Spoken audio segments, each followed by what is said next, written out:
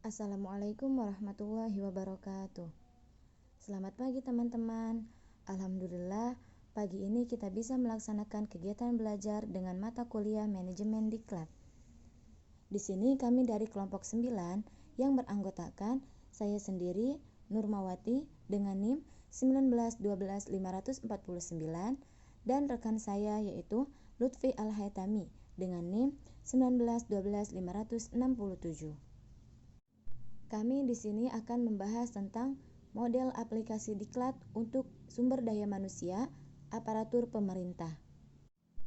Dan dengan subbabnya yaitu yang pertama ada konsep pemerintah yang baik, yang kedua ada upaya menjamin penyelenggaraan pemerintah yang baik, dan yang ketiga yaitu implementasi dan tantangan diklat pimpinan.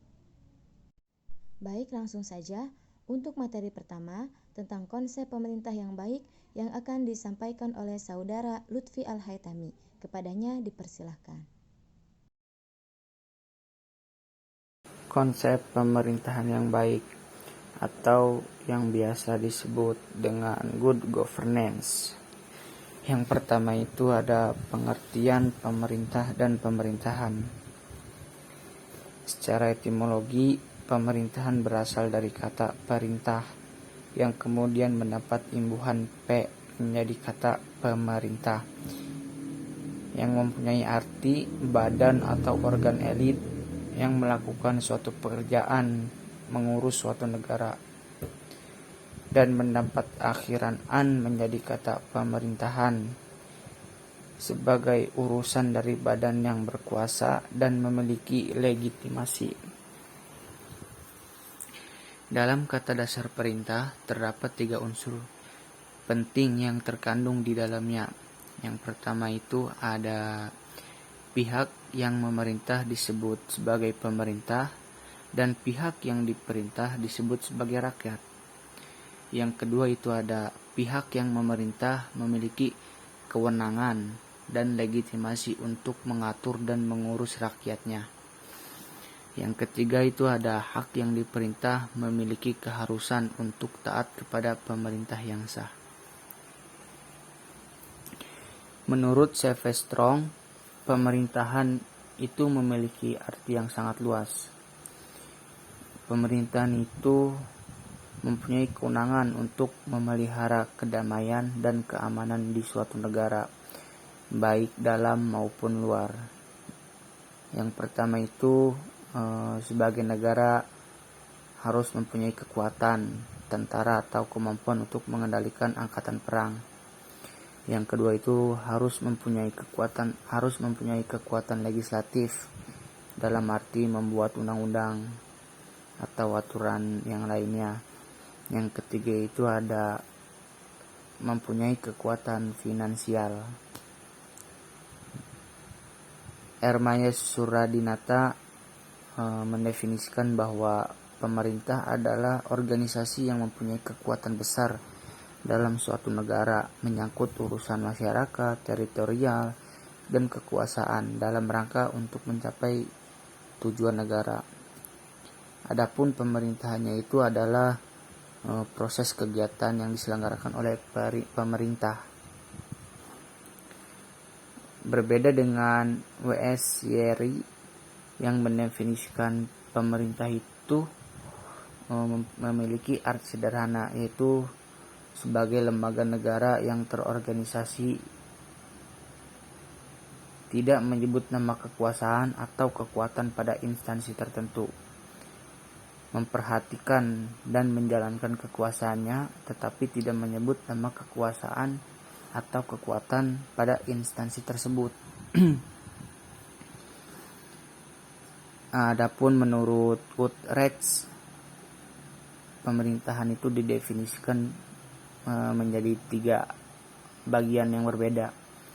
Yang pertama itu gabungan dari semua badan kenegaraan yang berkuasa pemerintah.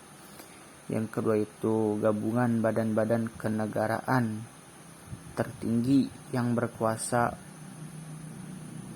di wilayah suatu negara.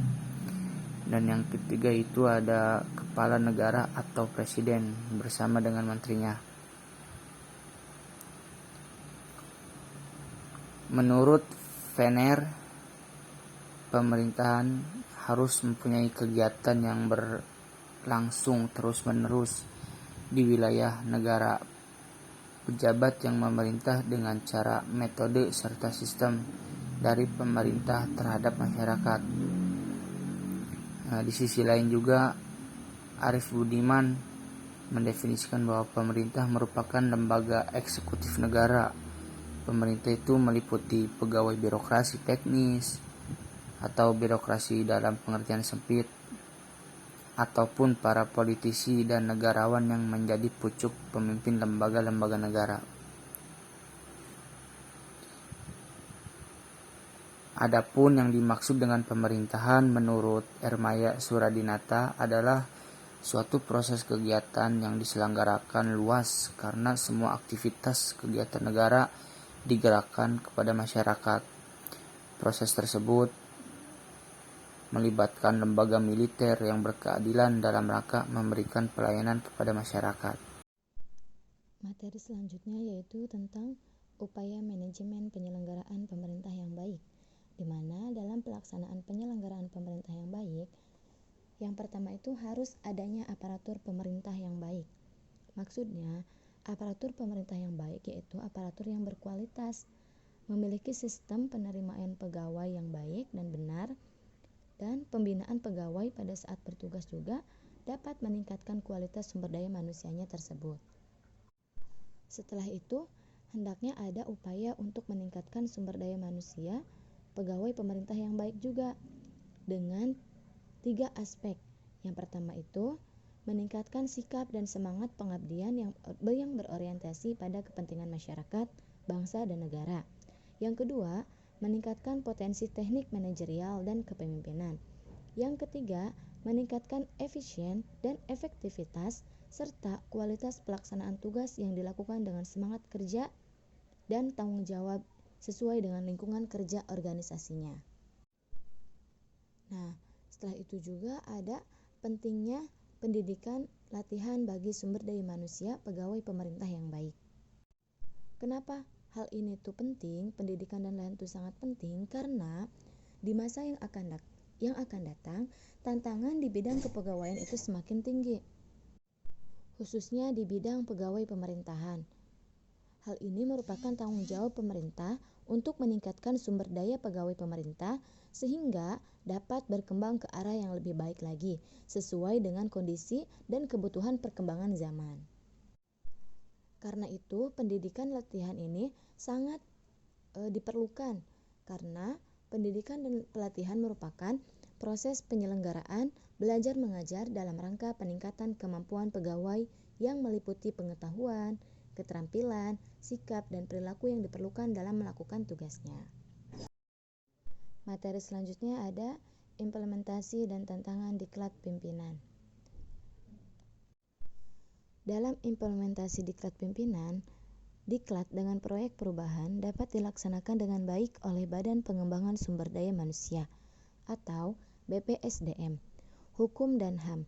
Akan tetapi, dalam penerapan di unit peserta diklat terjadi seperti alumni diklat pimpinan masih tetap pada jabatan dan unit yang sama. Namun, untuk menerapkan proyek perubahan tersebut tidak didukung dengan anggaran. Alumni diklat masih tetap pada jabatan yang sama, namun dimutasi pada kantor wilayah yang berbeda, sehingga penerapan proyek perubahan tidak dapat diterapkan di unit sebelumnya. Dalam pelaksanakan diklat pimpinan juga, BPSDM Hukum dan HAM mengacu pada Peraturan Menteri Hukum dan Hak Asasi Manusia Republik Indonesia tentang penyelenggaraan pendidikan dan pelatihan di Kementerian Hukum dan Hak Asasi Manusia.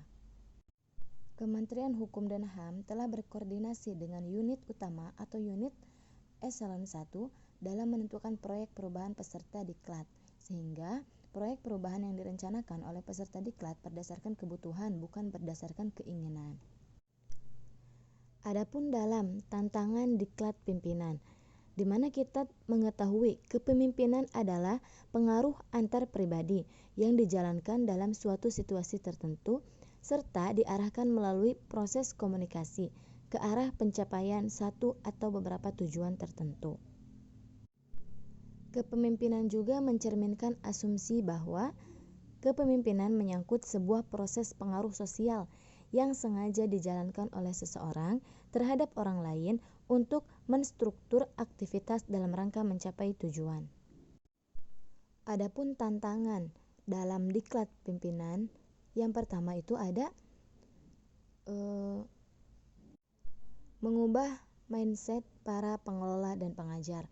Jadi sebagai seorang pimpinan, tantangan yang pertama itu merubah mindset ataupun pikiran para pengelola, para pengajar agar bisa melaksanakan pendidikan dengan baik dan agar mereka bisa melaksanakan tanggung jawab mereka dengan baik juga. Perubahan pikiran ini juga dilakukan karena adanya model pembelajaran yang berbeda dibandingkan pola lama.